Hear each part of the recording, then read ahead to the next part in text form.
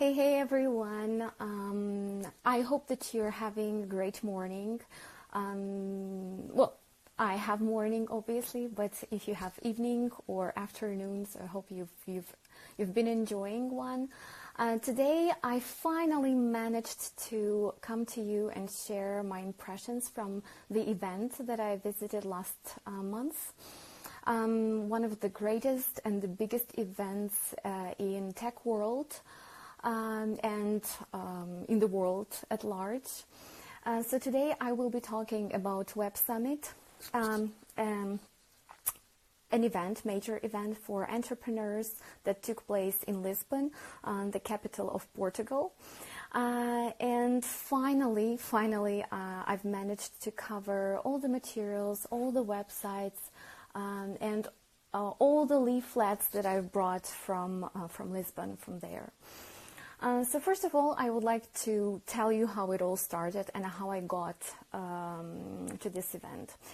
2 years ago, I just came across an ad that was about Web Summit, and I read a lot, and I was very, very curious to learn what it's like, and I definitely wanted to visit. But at that time, I wasn't really ready to spend the money for the ticket. So I decided just, for fun, I just decided to apply for a volunteering position there. So I registered on the site and I filled out the application form. But unfortunately, I was rejected, so my application wasn't accepted due to a big number of participants who were willing to participate. And obviously, they did prefer people from Portugal, locals who maybe can help more with, I don't know, maybe with the organization, maybe with the directions that they can give to people who come to the event. So only 2 years after I finally got an invitation letter, which was for me very surprising. It was out of the blue, and I didn't expect to get there for sure, and I didn't even plan. But I decided why not? Because volunteering experience is not just seeing the things and experiencing something for free, but it is also the experience that you get from the organizational part. So you just learn how it works from the backstage. So my role was to register people for Web Summit, and I was registering really, as we say, crème de la crème, people who paid around 4,000 euros for a ticket. So these were speakers, these were CEOs, venture funds, representatives, and other very important people. And just to, again, bring to your attention the size of this event, this year there were over 70,000 people who came there, who even brought their startups. There were around 2,000 startups presenting their projects, vision, mission, and there were 13,000 entrepreneurs. The event was so big that it took around 20 minutes to get from the entrance to the main stage. And the main stage was definitely the main central part of Web Summit, but there were, apart from that, there were around 22 more stages for design, marketing, for business scaling, and this year I think they promised even to organize something for agricultural field. So yeah, the main stage was all about global issues. The main stage was all about things that are happening in the world, on the planet, and how we people can help the planet and to make a difference. So I would like maybe to share some pictures now, because I have prepared some of my pictures taken during the event.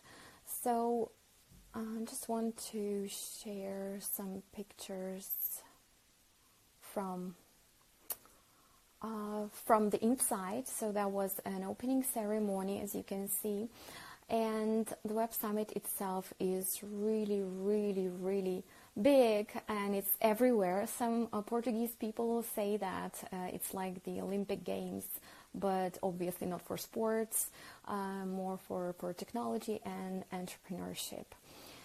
So the main stage was all about sustainability, was all about trends in the world, and many influencers were invited. There was a famous football player, Ronaldinho, you can see right now in the picture.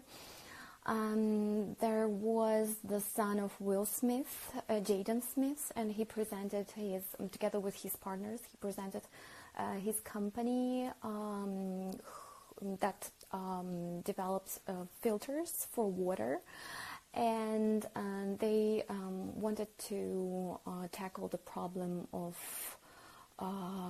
clean water in countries that don't have enough of it. So that was one more influencer. Then there was Vladimir Klitschko from Sports People. There was also one more personality that I would like also to demonstrate. I don't know if you've noticed, and if you've guessed, but he is, that is Edward Snowden. And if you know the film with the same name, Snowden, you probably know the story of his life. He is famous, or probably notorious, for stealing the confidential information from the U.S. Secret Service. So he revealed the information that everyone is watched by the government, and every single step and move that you take with the help of technology is tracked, stored, and eventually can be even used against you. So he wanted to send the message that you have to stay aware that you are under control. So everything you do online is tracked, and there's no way you can hide, because right now Edward is in exile, and I'm not even sure that he was giving this interview live. Maybe it was just a recording, because he's followed by the US government, and he has to hide. So yeah, one more problem was brought to the audience, right? The problem of surveillance. Now, one more thing that was also under discussion at the main stage, it was the fourth industrial revolution that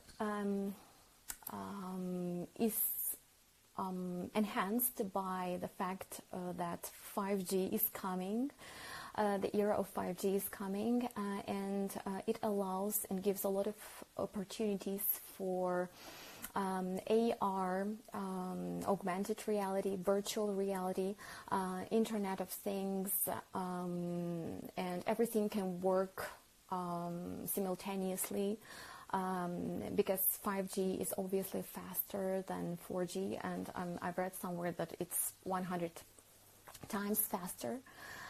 So it gives a great number of different opportunities for technology to develop on. One more thing that was quite enticing, the robotics. Well, before that, before coming to Web Summit, I was watching these robots on TV or maybe in some films, but I didn't take them seriously, honestly. But there at Web Summit, you can interact with them. So on the screen you can see a small robot, which is, I think his function is like being a handyman or something, just to help to carry things. And actually he was even smiling at me. He detected my face and he was smiling, which was quite cute. And there were some more robots. One of probably the most famous is Robot Sophia. She was also there on the main stage. She's super intelligent, and when you hear her, just think, yes, this is real. Robots are coming, and they're so smart, much smarter than human beings. So I think that she even looked prettier than she used to be. Yeah, that was Robot Sophia. Then also I would like to show you one more thing that I liked, and it was this little cute dog. I don't know if you can see that in the very center. It's yellowish. And this dog looked from Boston Robotics. It looked like a fairy tale character. So he just moved like in an interesting way, and he could even climb the stairs.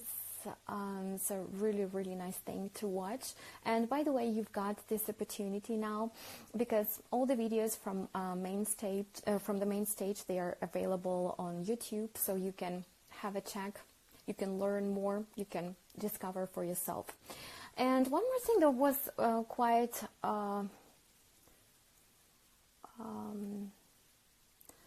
was quite shocking for me, honestly, and I was hearing that for the first time. Sex robotics is a quite popular sphere right now, and the things that some companies were discussing were the questions whether we should create special robots for people who have non-traditional needs in their sexual life, and if we need to create special robots for, let's say, teenagers to decrease number of early pregnancies. So honestly, it felt a bit weird and awkward, but that's probably what the reality is now, and it's only our decision whether we should use technology for this or not. So that was the topic of robot techniques, and now I would like also to tell you a little bit more about other stages that I also visited. And I don't know, I just wanted to get to the normal mode. Yes, I'm here. So as I have mentioned, there were 22 more stages at Web Summit that you could visit. So you can see that probably on this screenshot. One of the stages that I was particularly interested in was a stage for that was called Growth Summit, and it was all about entrepreneurs sharing their experience, how they succeeded in scaling their companies. So they talked about how to find investors, financials, and any other things that were related to scaling, to expanding. And it was quite interesting because all the presentations were 15 minutes long, and they were very condensed, very practical. So I just realized I was sitting there for like 2 hours instead of just going on to other stages to see what was happening there. So that was interesting for me personally. Many people were quite interested in startup stage, where startups from all around the globe were competing, were pitching their ideas, their missions, visions, in order to get the main prize, in order to get the investment into their businesses. And the startup that won this year was the company that measured the level of sugar without needleless way of measuring sugar in the blood. Just simply by putting a small item into your mouth, you can do that now. So you don't really need to take your blood. So that was this year's winner. And one more startup that might be also interesting for educators, for teachers. Here it is.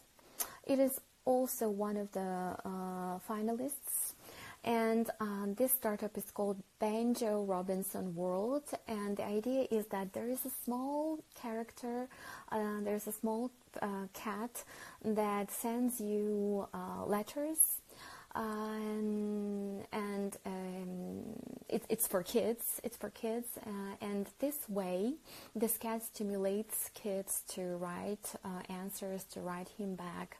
And it's quite interesting. The idea is nice, and it works on subscription basis, where you pay maybe annually or monthly, and your child can get these real letters from a fictional character, this cat. So quite cute. Just someone is calling. Yeah, and it was nice. So you can have a check on their website and maybe subscribe if you like the idea. One more thing, and just maybe the main takeaway for educators, if you happen to be a teacher yourself. To my great surprise and maybe disappointment, there weren't a lot of things that I remember that are related. And what I actually noticed, so there were quite very few companies that were working in educational field. So on the one hand, it's a bit disappointing, but on the other hand, it definitely shows that there isn't that much competition at the moment. So if you have a bright idea and if you want to make a difference and change the world for the better, the time is now, and there are investors who are willing to invest and pay for the brightest ideas. So if you're bold enough, if you believe in your idea, so go for it, for sure. So that's probably all. If you have any questions, let me know. I will check who's online. So guys, if you've got any questions as for Web Summit, or you would like to hear something in particular, let me know. Because I know that maybe you're not, like, teachers are not obviously that tech savvy, because we have lots of other things to do, and me neither. I'm also not that into software or hardware. I'm just interested in technology overall. So if you have any questions as for Web Summit, do let me know. And I will answer your questions. I can see Zarana is here. Hello, hello, if you're listening to me. Okay. So that's about it. I think that I will finish now. Victoria, hi Victoria.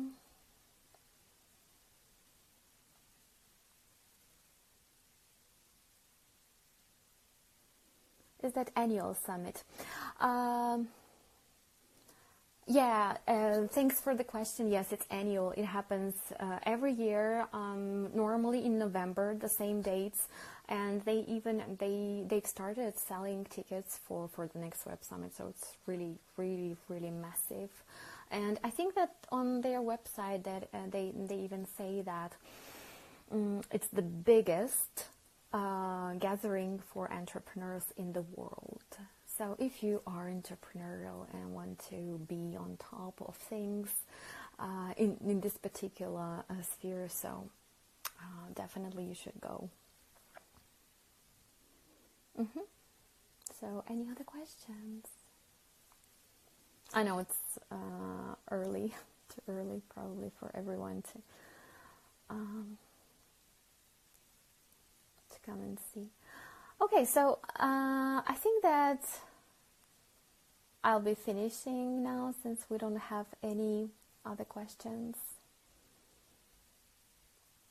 If you do, you know that I'm here. I'm always ready to answer.